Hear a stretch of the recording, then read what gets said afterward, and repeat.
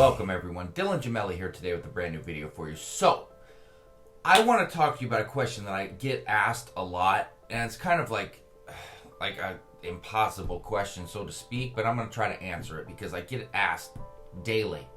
So, the question is it possible to run one cycle only, and then to take that a step further, is it possible to keep gains from one cycle only? Now, you all know that I hate the gains question. How much gains am I going to keep? What kind of gains can I expect? You can phrase it a million different ways. I wish that I had some sort of psychic power that could look into the future and tell you that you're going to gain 12.75 pounds. Your bench press is going to go up 30.125 pounds. You're going to drop 1.35% body fat. You know, your aggressiveness is going to go up 10%. I mean, the list goes on of what people expect me to answer.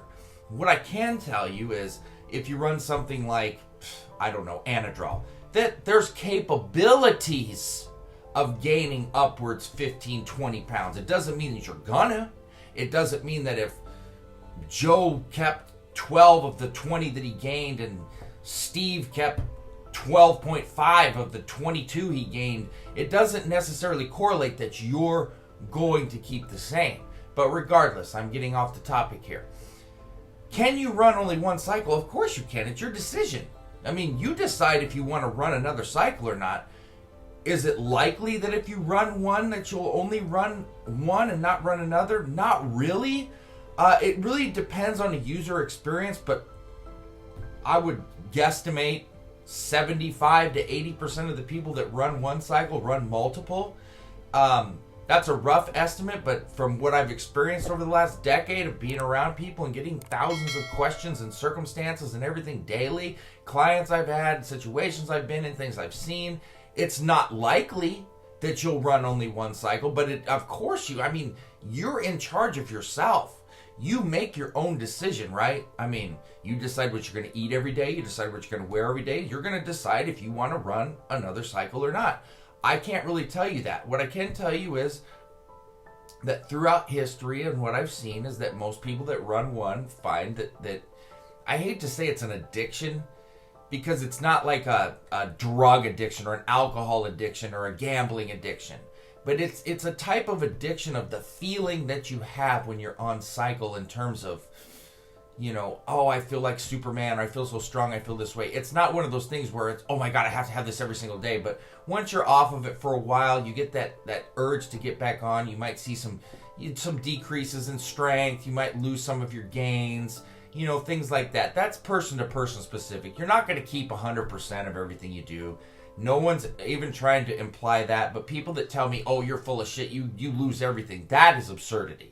That's pure absurdity. You don't lose everything unless you cause yourself to lose everything by not running a proper PCT, by not training as hard when you're off cycle, by not keeping disciplined with your eating. There's a million factors. I could literally bore everybody for hours and hours and hours and just keep going on and on and on, you know, over and over about the different things that can cause this.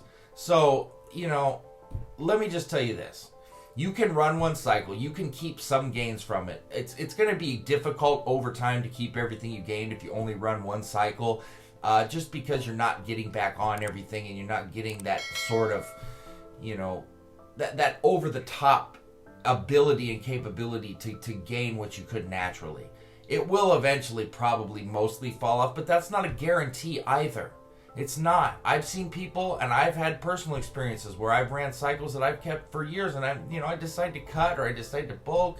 I'm not a big bulker, but, you know, it's really person to person specific, and it also depends on genetics. Some people are genetically able to keep more of what they gain than others. I don't know why. There's really no explanation for it. Some people just, you know, physiology amongst different people can be different on how they respond to things. And there's no way for me to answer that. So as much as I would love to give everybody an exact answer every time they ask these questions, there's not a human alive, only Jesus or God could answer that question. And I am not either, not even close. And I just don't know what to tell people on that question. It's not a reasonable question.